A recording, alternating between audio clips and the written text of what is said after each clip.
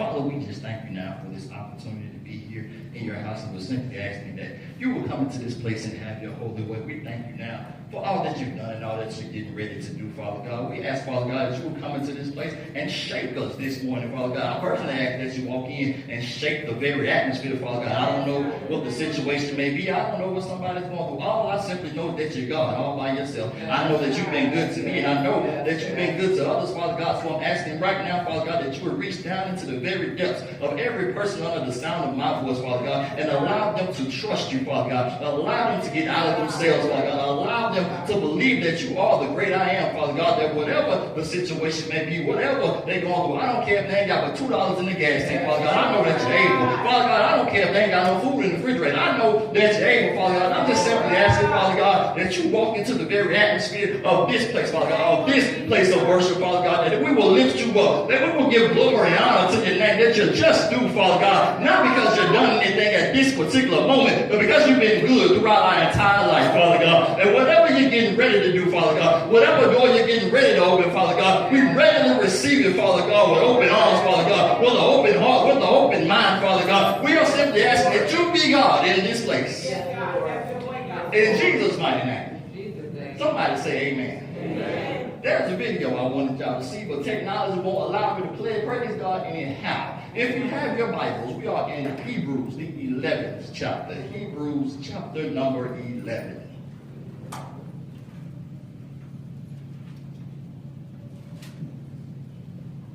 Hebrews, the 11th chapter.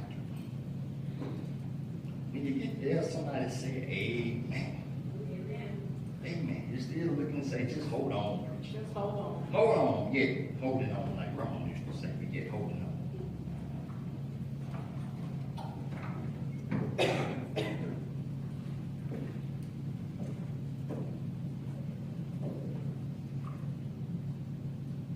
Hebrews, the 11th chapter, and we're going to start at verse number 1. Hebrews, the 11th chapter.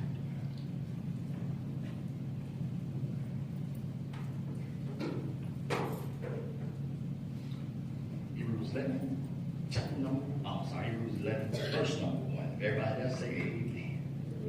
Amen. Anybody still looking, say hold on. Amen. I believe we are all there. Hebrews, the 11th chapter, starting at verse 1, says it like this. Now faith is being sure of what we hope for and certain of what we do not see. This is what the ancients were commanded for. By faith, we understand that the universe was formed at God's command, so that what is seen was not made of what was visible. But by faith, Abel offered God a better sacrifice than Cain did. But by faith, he was commended as a righteous man, when God spoke well of his offering, and by faith, he still speaks, even though he is dead. By faith, Enoch was taken from this life so that he did not experience death. He could not be found because God had taken him away. For before he was taken, he was commended as one who pleased God, and without faith it is impossible to please God. Because anyone who comes to him must believe that he exists and that he rewards those who earnestly seek him. By faith, Noah, when warned about things not seen, in holy fear, but built an ark to save his family. By his faith, he commended the world and became heir of the righteousness that comes by faith. By faith, Abraham, when called to go to a place he would later receive as his inheritance, obeyed and went, even though he did not know where he was going. By faith, he made his home in the promised land like a stranger in a foreign country. He lived in tents, and as did Isaac and Jacob, who were heirs with him of the same promise. For he was looking forward to the city with foundations, whose architect and builder is God. By faith, Abraham, even though he was past age, and Sarah herself was barren, was enabled to become a father because he considered himself faithful who had made the promise. And so from this one man, and he who was as good as dead, became descendants as numerous as the stars in the skies and as the countries as the land on the seashores. All those people were still living by faith when they did die. They did not receive the things promised. They only saw them and welcomed them from a distance. And they admitted that they were aliens and strangers on earth. People who say such things show that they are looking for a country of their own. If they had been thinking of the country they had left, they would have had opportunity to return. Instead, they were longing for a better country, a heavenly one. Therefore, God is not ashamed to be called their God, for he has prepared a city for them. By faith, Abraham, when God tested him, offered Isaac as a sacrifice. He who had received the promise was about to sacrifice his one and only son, even though God had said to him, "It is through Isaac that your offspring will be reckoned." Abraham reasoned that God could raise the dead, and figuratively speaking, he did receive Isaac back from death. By faith, Isaac blessed Jacob and Esau in regards to their future. By faith, Jacob, when he was dying, blessed each Joseph's son and worshiped as he leaned on top of his staff. By faith, Joseph, when his end was near, spoke about Exodus and the Israelites from Egypt and gave instructions about his bones. By faith, Moses' parents hid him for 3 months after he was born, because they saw that he was no ordinary child, and they were not afraid of the king's edict. By faith, Moses, when he had grown up, refused to be known as the son of Pharaoh's daughter. He chose to be mistreated among the people of God rather than enjoy the pleasures of sin for a short time. He regarded disgrace for the sake of Christ as a greater value than the treasures of Egypt. Because he was looking ahead to his reward, by faith, he left Egypt, not fearing the king's anger. He persevered because he saw him who is invisible. By faith, he kept the Passover and the sprinkling of blood, so that the destroyer of the firstborn would not touch the firstborn of Israel. By faith, the people passed through the Red Sea as on dry land, but when the Egyptians tried to do so, they were drowned. By faith, the walls of Jericho fell after the people had marched around them for 7 days. By faith, the prostitute Rahab because she welcomed the spies, was not killed with those of disobedience. And what more shall I say? I do not have time to tell about Gideon, Barak, Samson, Jephthah, whatever his name is, David, Samuel, and the prophets who thought faith conquered kingdoms, administered justice, and gained what was promised, who shut the mouths of lions, quenched the fiery flames, and escaped the edges of the sword, whose weakness was turned to strength, and who became powerful in battle and routed foreign enemies. Women received back their dead, raised to life again. Others were tortured and refused to be released, so that they might gain that they saw in twos they were put to death by the sword. They went about in sheepskin and goatskin, destitute, persecuted, and mistreated. The world was not worthy of them. They wandered in the desert and in the mountains and in the caves and the holes of the ground. They were all commended for their faith, yet none of them received what had been promised. God had planned something better for us, so that only together with us would they be made perfect. Yes, God.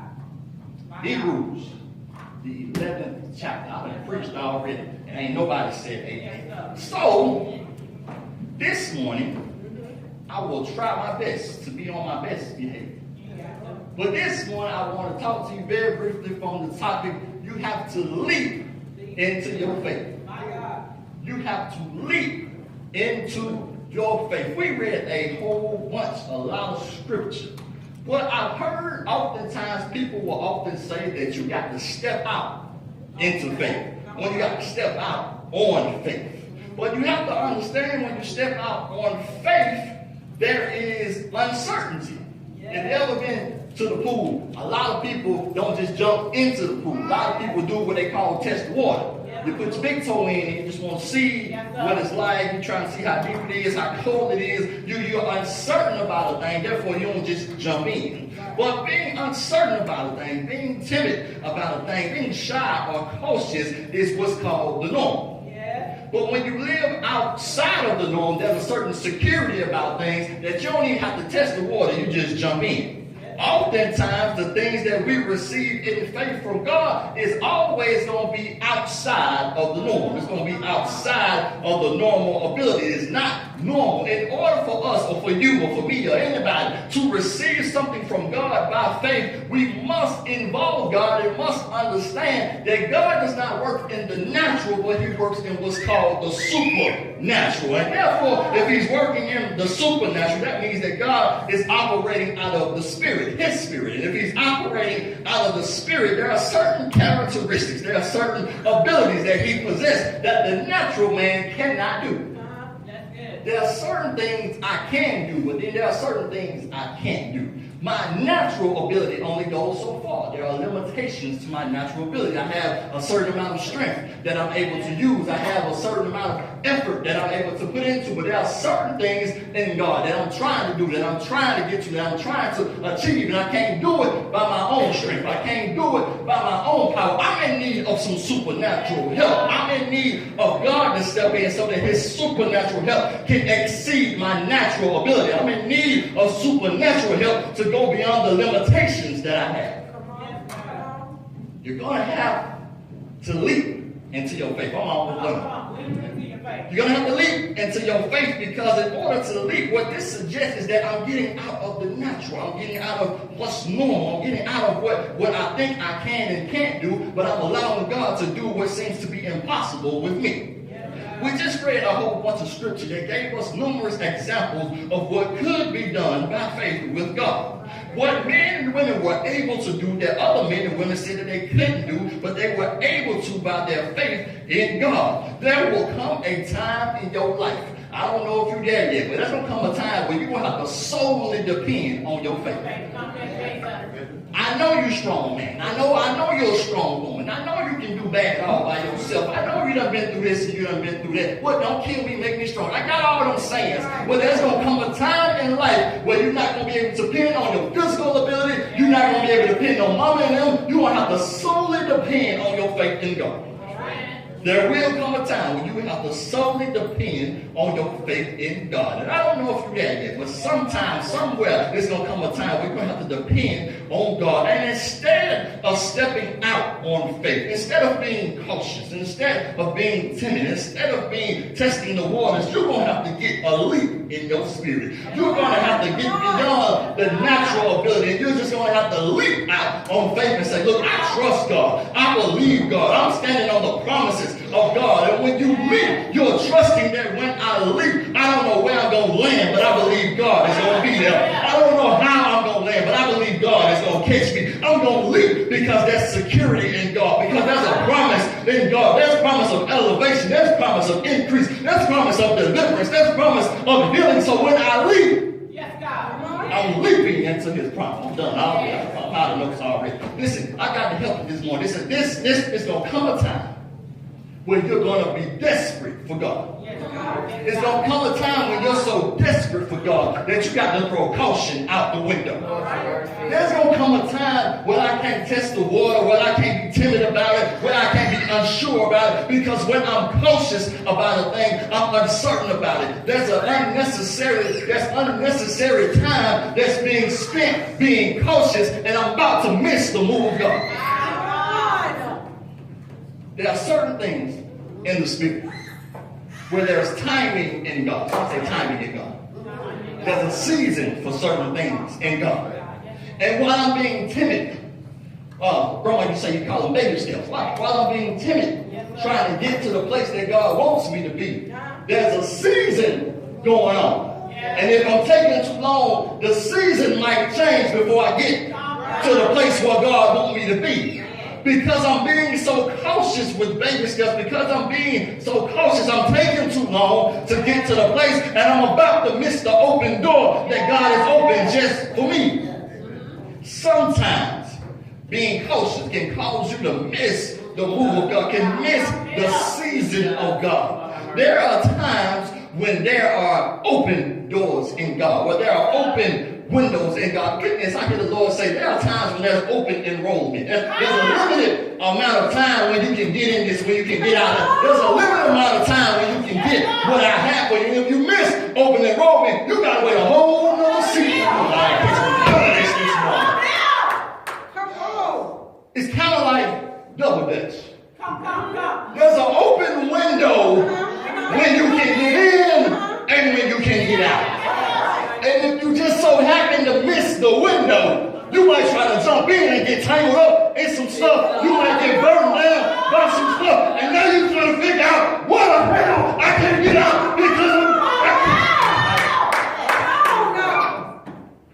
it's for me. If don't nobody else get this, it's for me.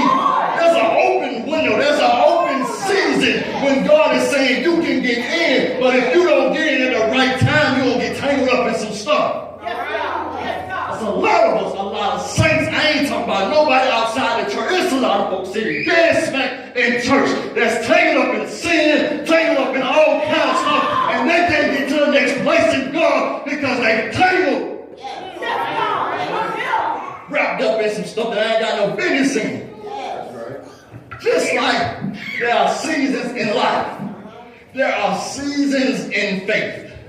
You got to be ready to leap whenever the doors open. The same way that seasons change, we must understand that the seasons change in God.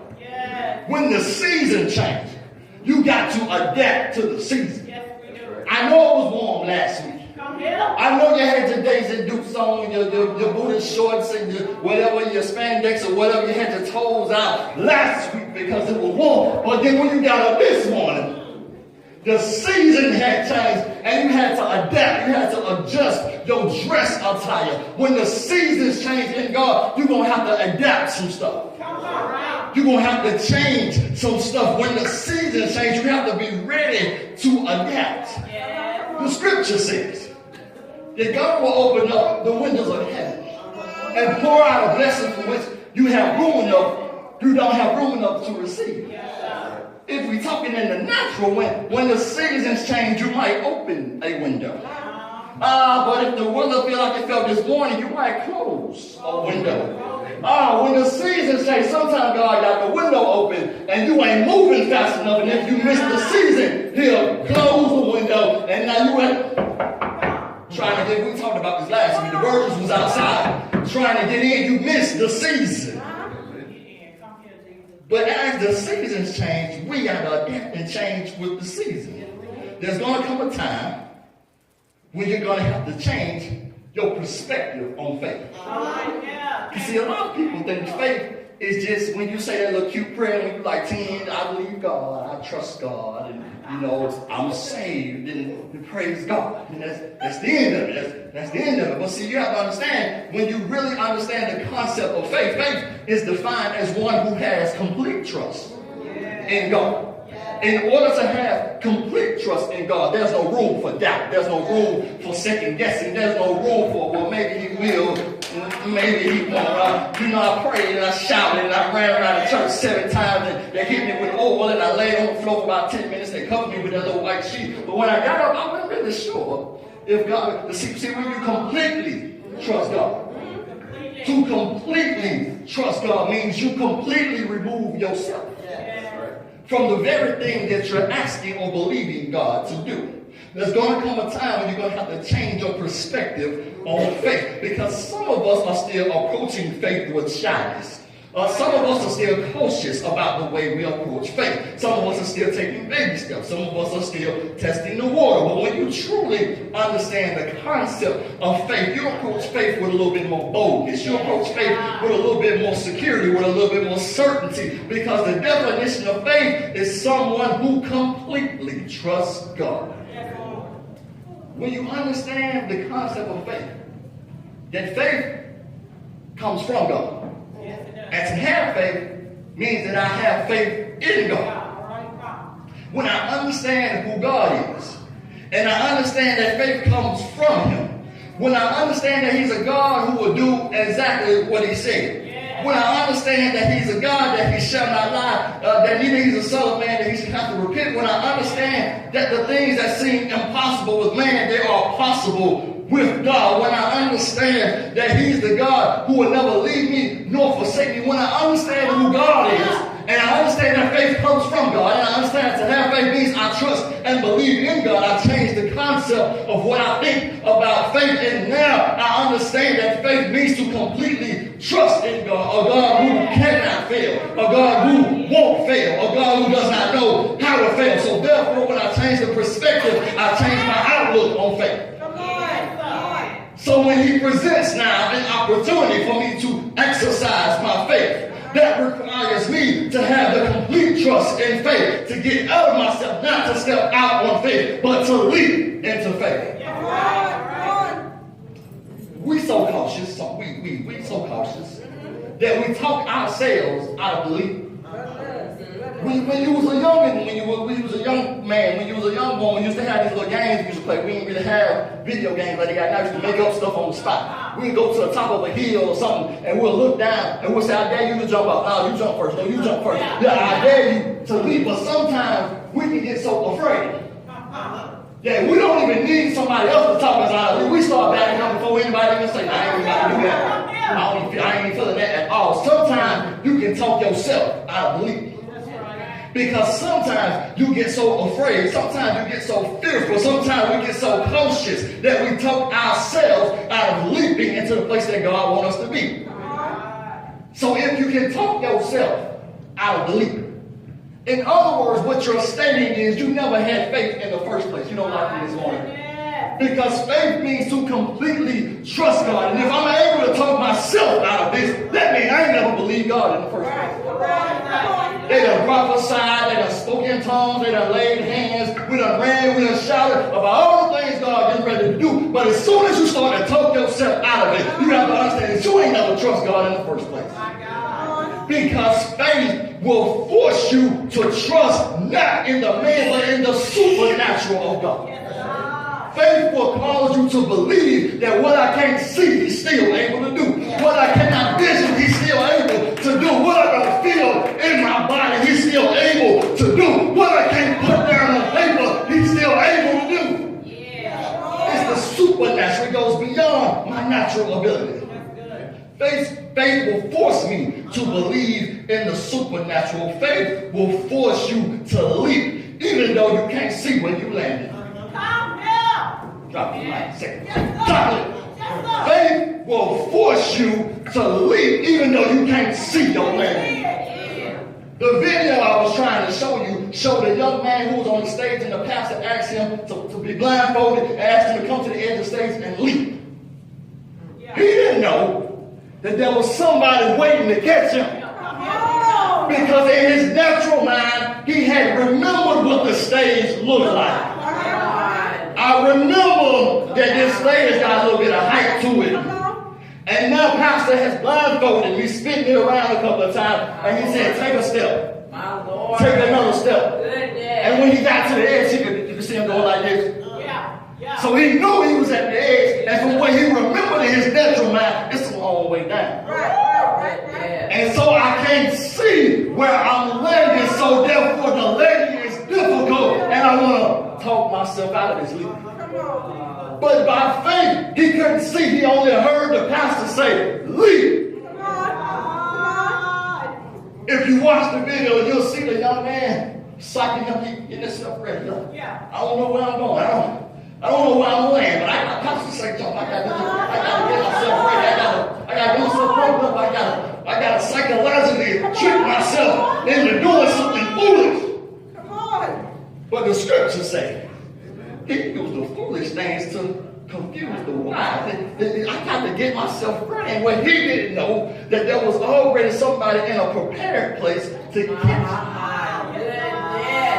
Scripture said, Jesus said, I got to leave you to go prepare.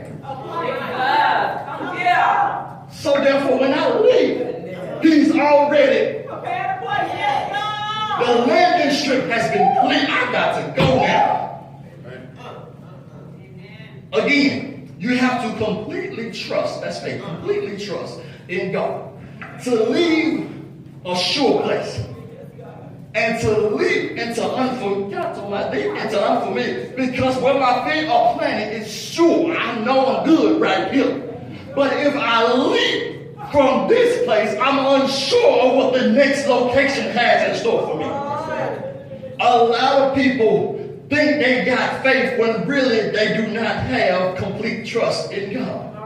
There's a difference between a leap and a jump. There is a difference between a leap and a jump. Watch this. A jump is defined as pushing yourself off of a surface into the air using the legs and feet. A jump is defined as pushing yourself off the surface into the air using the legs and the feet. But a jump does not define a leap. When you jump, you can lift yourself off the ground, but you land in the exact same spot. That's a jump. But a leap is defined as jumping or springing a long way with great height and force. There's a difference between the jump and the leap, and it's simply this. When you jump, you lift yourself up and land back in the same spot. When you leap, you purposely intend to change your location. When you leap into faith, I purposely have made a decision that I'm getting ready to change my right now, and I'm leaping into something better. And because I have complete faith and trust in God, the location that I'm going to land, He's already prepared for me. I hear the children of Israel say we want to be out of bondage, we want to leave Egypt, but we got to go to a place that we ain't never seen before. But God said, if you will leap instead of jump, you'll get there in 11 days and not 40 years.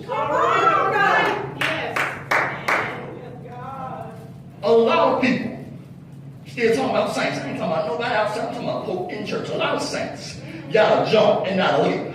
They'll leave one location only to return to the exact same spot because they have not understood the complete trusting concept of faith in God. They're too busy living off caution. They're too busy living off trying to be cautious and shy, and they won't leave their residence. They won't leave their location. Instead, what they'll do is they'll jump and they'll leave the ground and return right back to their comfortable, familiar situations.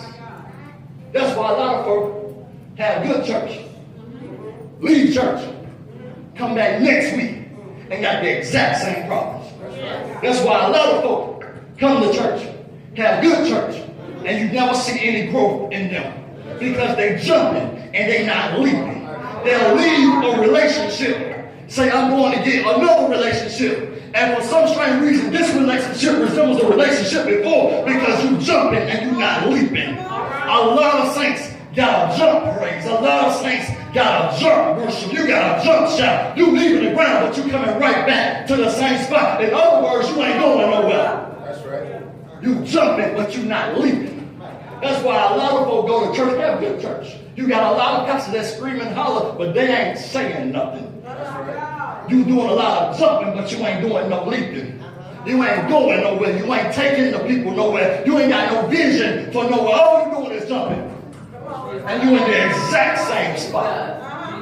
But I need you to understand that when there's a leap in you, you purposely intend to change your location. So therefore, every time I leap, I land in a different spot from which I started. In other words, I'm about to go right now. The leap in you will produce elevation. The leap in you will produce elevation because every time you jump, you end up in the same spot. But every time you leap, you elevate because you never know to return to the place to where you were. But see, a lot of people I hear you say, listen, preacher, I can jump and get to different spots. That ain't necessarily true because if you jump and you're not elevating. That's right. If you don't believe me, let me break it down just in case you don't understand. When you jump, you return to the exact same spots. But when you elevate, watch this, elevation is defined as promotion, upgrade, advancement, moving up, stepping up. The definition of the word elevate always mentions going up. But it never says anything about going up and coming back down. You ain't catching this. When you elevate, you go up, but you never come down. When you leap, you go up, but you never come down. You go up, but you never come down. There's a sign that says I'm living life elevated. If I'm living, that means I'm in the present tense. That means I'm currently doing it. I'm currently leaping. I'm currently going up. I'm currently being upgraded. I'm currently being advanced. And if I'm being advanced, I'm going up, elevation. I don't come back down. The leap produces elevation. So I need somebody to catch this morning. When you leap, you change the location for where you are right now. I said it's only February. We done shouted about it on Watch Night. It's only February. A lot of us said, I ain't going to do what I did last year. I ain't going to go through what I went through last year. I'm not going to be in debt like I was last year. I ain't putting up with the mess that I put up last year. I'm cutting folk off. I ain't doing what I did last year. But in order to do so, you got to leap and not jump. Because if you jumping, when you come back down, the same folk you said you weren't going to deal with still sit right there. The same relationships you said you weren't going back to, they still sit right there. But in order to get away from that stuff, you got to elevate and leave that stuff in the valley, and you got to go to the mountaintop. You're going to have to leap into your faith, into the complete trust in God. I'm done. This is the last thing. I'm getting ready to go. The leap is a quick, sudden movement. It's not timed or prepared. When a person leaps, you don't often get to see them prepare for the leap. If you ever been scared, if somebody else was scared, you leap. It's not timed. It's not prepared. I don't know it's coming. So I need you to understand that at some point you're going to have to flip the switch in your spirit. At some point you're going to say, you know what, I'm tired of this. I'm getting ready to leap. At some point you got to say, enough is enough. I'm getting ready to leap. At some point you got to say that enough is enough. I'm not doing this no more. I want more of God. I want what He has for me. I want to go higher. I want to go up. I want to be elevated. I want greater. And you're going to have to leap into some situations. That's right. There's a season for leaping. Told you, just like that does. You be sitting there, you try to time that thing. But if you get in at the wrong time, you're going to get tangled up. You're going to get wrapped up. If you clumsy like me, you're going to fall. Why are you tangled up? It's a horrible thing to be tangled up and fall. It's something different. It's something different to be down and still tangled up some stuff. Now I can't get up. You're going to have to leap into some stuff. There's going to have to be a leap in you that's going to produce the elevation that we often talk about. There's going to have to be a leap in you that's going to produce the next level of your business. There's going to have to be a leap in you that produces the next level in family. There's going to have to be a leap in you that produces the next level and what God wants you to be. Amen.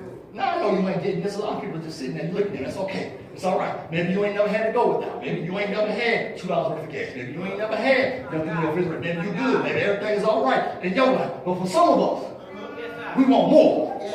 For some of us, we need more. So for some of us, we tired of jumping. They ain't never exercised. I need to leap, and I need to see some production. I need to leap, and I need to see some results. Because a lot of our coaches, they just jump and they got to jump worship, they got to jump praise, and it look good, it sound good, but it ain't producing nothing. When you leap, you ought to see something produced. When you leap, you ought to see a change in your location, a change in your atmosphere, a change in your worship, a change in your speech, a change in your heart, a change in the folk you center yourself around, a change in how you act. If you leap, not jump. So in order to get the elevation, in order to get the promise, in order to get what God has for us, you're going to have to leap and not jump. You have to leap into your faith. Praise God. I'm done.